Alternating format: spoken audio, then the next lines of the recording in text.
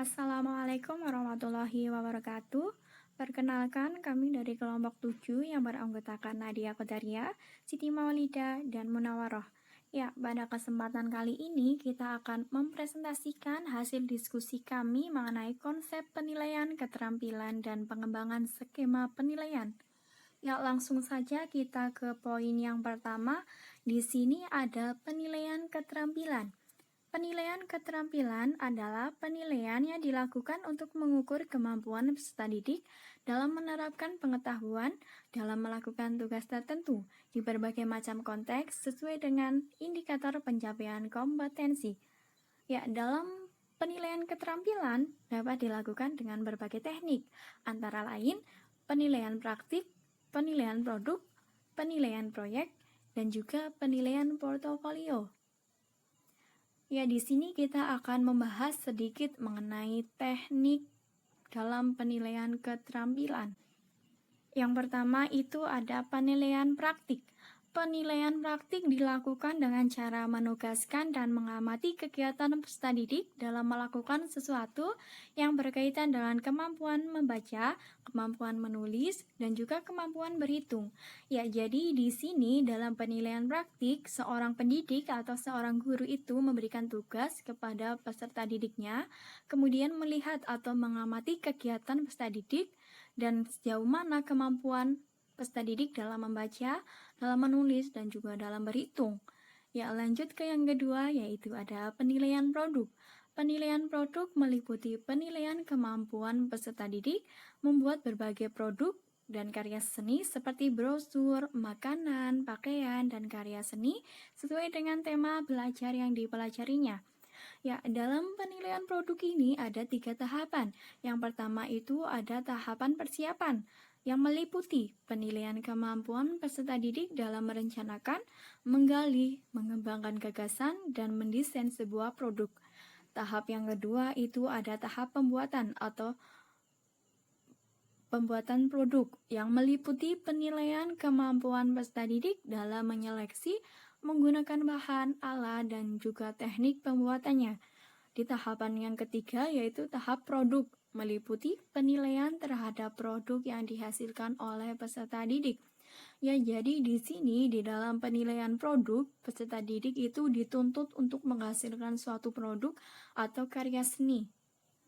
Ya, lanjut ke yang poin ketiga. Di sini ada penilaian proyek. Penilaian proyek merupakan suatu kegiatan penilaian terhadap suatu tugas yang harus diselesaikan dalam periode waktu tertentu. Penilaian proyek dilakukan untuk mengetahui suatu inovasi peserta didik dan juga kreativitas dan kemampuan peserta didik dalam mengaktualkan hasil belajar dalam bentuk karya atau kegiatan secara nyata. Misalnya, mendemonstrasikan dalam bentuk kegiatan olahraga, kesenian, sosial, dan lain sebagainya. Ada beberapa hal yang harus dipertimbangkan dalam penilaian karya, yaitu yang pertama ada pengelolaan, yaitu kemampuan siswa dalam memilih karya yang akan dikerjakannya.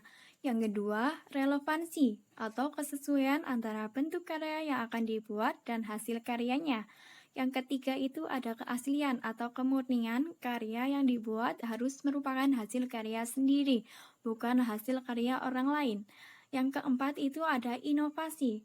Karya yang dikerjakan siswa atau peserta didik dapat unsur-unsur yang baru atau inovasi. Lanjut ke penilaian portofolio. Penilaian portofolio merupakan penilaian untuk mengetahui perkembangan kemampuan peserta didik dalam satu periode tertentu. Pada akhir satu periode, misalnya, peserta didik mengumpulkan hasil karyanya dan dinilai bersama peserta didik.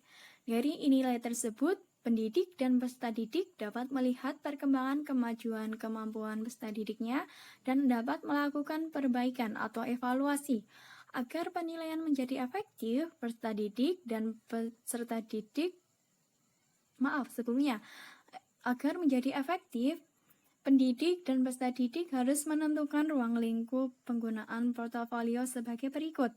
Yang pertama, Setiap peserta didik diusahakan memiliki dokumen portofolio sendiri yang memuat hasil belajar pada setiap kompetensi dasar atau KD. Yang kedua itu menentukan jenis hasil belajar yang perlu dikumpulkan. Yang ketiga, pendidik memberi catatan berisi komentar atau masukan kepada peserta didik. Yang keempat, dokumen portofolio dalam periode tertentu dikumpulkan dan digunakan oleh pendidik untuk mendeskripsikan atau menggambarkan capaian hasil belajar peserta didiknya. Ya, lanjut ke skema penilaian keterampilan. Di dalam skema penilaian keterampilan ada penilaian suatu keterampilan. Di sini ada 3 macam. Yang pertama itu ada kinerja. Kinerja itu untuk mengukur capaian pembelajaran berupa keterampilan, proses atau unjuk kerja, dan hasil atau produk. Yang kedua itu ada proyek. Proyek yaitu digunakan untuk mengetahui kemampuan siswa dalam mengaplikasikan pengetahuan atau menerapkan pengetahuan melalui penyelesaian suatu tugas dalam periode atau waktu tertentu yang sudah ditentukan. Ya, yang ketiga itu ada portofolio, yaitu rekaman penilaian autentik yang memperkuat kemajuan dan kualitas pekerjaan peserta didik. Lanjut, yang pertama itu kita akan sedikit mendalami mengenai penilaian kinerja. Penilaian kinerja sebisa mungkin itu melibatkan partisipasi peserta didik, khususnya dalam proses dan aspek-aspek yang akan dinilai. Guru dapat melakukannya dengan meminta peserta didik menyebutkan unsur-unsur proyek atau tugas yang akan mereka gunakan untuk menentukan kriteria penyelesaiannya. Cara-cara merekam hasil penilaian berbasis kinerja. Yang pertama itu daftar cek, yang kedua catatan anekdot atau narasi, yang ketiga skala penilaian, dan yang keempat atau yang terakhir itu ada memori atau ingat. Lanjut ke yang kedua itu ada penilaian proyek. Penilaian proyek merupakan kegiatan penilaian terhadap tugas yang harus diselesaikan oleh peserta didik menurut periode atau waktu tertentu. Penyelesaian tugas dimaksud berupa investigasi yang dilakukan oleh peserta didik, mulai dari perencanaan, pengumpulan data, pengorganisasian, pengolahan, analisis, dan penyajian data. 3 hal yang perlu diperhatikan guru dalam penilaian proyek yaitu yang pertama, keterampilan peserta didik dalam memilih topik, mencari dan mengumpulkan data, mengolah dan menganalisis, memberi makna atas informasi yang diperoleh dan menulis laporan. Yang kedua, kesesuaian atau relevansi materi pembelajaran dengan pengembangan sikap, keterampilan, dan pengetahuan yang dibutuhkan oleh peserta didik. Yang ketiga, keaslian atau kemurnian sebuah proyek pembelajaran yang dikerjakan atau dihasilkan oleh peserta didik. Ya, yang ketiga itu ada portofolio. Penilaian portofolio dilakukan menggunakan langkah-langkah seperti berikut. Yang pertama, guru menjelaskan cara ringkas esensi penilaian portofolio.